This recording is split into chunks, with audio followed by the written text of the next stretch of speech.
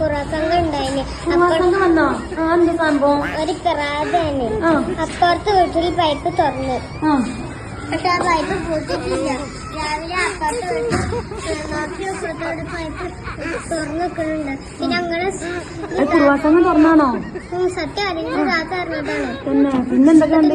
ഈ താത്തല്ലേ സുബൈക്ക് മദ്രസക്കൊന്നും പോവാനായി ചില ഫോൺ എടുത്താണ്ട് പഠിച്ചു.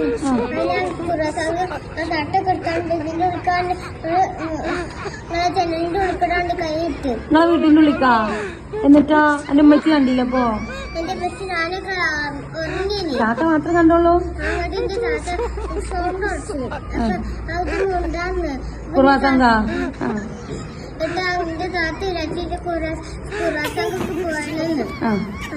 എന്നിട്ട് എന്റെ താത്ത ഡൈനിങ്ങാളിലും എന്റെ റൂമിലും ഫോൺ നെറ്റ് കളിച്ചു. അപ്പൊ കുറസംഘം പൈപ്പ് കൂട്ടിപ്പോയി. കൂട്ടിപ്പോയോ? മര്യാദ ഉള്ള ആൾക്കാരല്ലേ കുറസംഘം? അല്ലെ പൈപ്പ് തുറന്ന പൈപ്പ് കൂട്ടിയല്ലോ. പ്രേതാണോ? ഇവിടൊക്കെ എന്താ ഉള്ളേ? ഇവിടൊക്കെ കൊമ്പാണ്. അത് താത്ത കണ്ടോ കൊമ്പ്?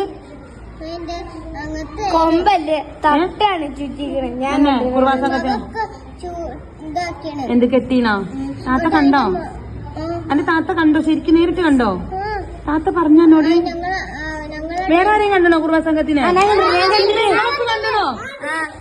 കുറസംഘം പറഞ്ഞാല് നമ്മളെ വീടത്തെ ചെരുപ്പ് അങ്ങനത്തെ സാധനമൊക്കെ എടുത്ത് കൊണ്ടുപോകില്ലേ. ഒരാളുടെ ഒരു വീഡിയോ കണ്ടില്ലേ? വീടിന് വീഡിയോ കണ്ടോ? നേരിട്ടുണ്ടോ? കണ്ടിട്ടാണ് വാതിൽമ തള്ളിപ്പോയി. പറഞ്ഞോണ്ട് അവിടെ സൗണ്ട് ഉണ്ടാക്കി. ഞങ്ങൾ എന്റെ വെള്ള പാടി. അപ്പൊ ഞാൻ എന്റെ ബെഞ്ചിൽ ഓടിപ്പോയി. അപ്പൊ ഞങ്ങള് മൂന്നാളി ഹഫി ഞാനൊക്കെ പേടിച്ച്. ഇവിടേക്ക് വന്നോ? പേടിച്ചവാ? അപ്പൊ അടുത്തപ്പോ ഞങ്ങൾ മൂന്നാളി പേടിച്ച്. നിങ്ങളൊരു കുറസംഘം ഒന്ന് പോച്ചങ്ങ. കുറസംഘം അല്ലടി കുറസംഘം അല്ലേ? അവർക്ക് എന്താ പറയണ്ടേ? അവ പറയാ ആര് കുറസംഘം? പിന്നെ കൊണ്ടുപോകൂലേ?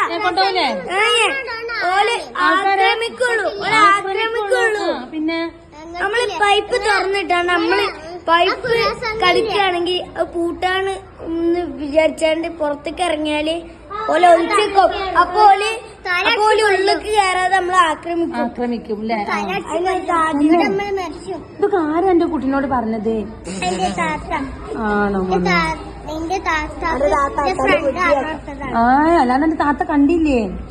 അപ്പൊ കണ്ടണോ വീട്ടിലൊക്കെ കുറസംഘം? ഇക്ക് വൈകി എന്നാലും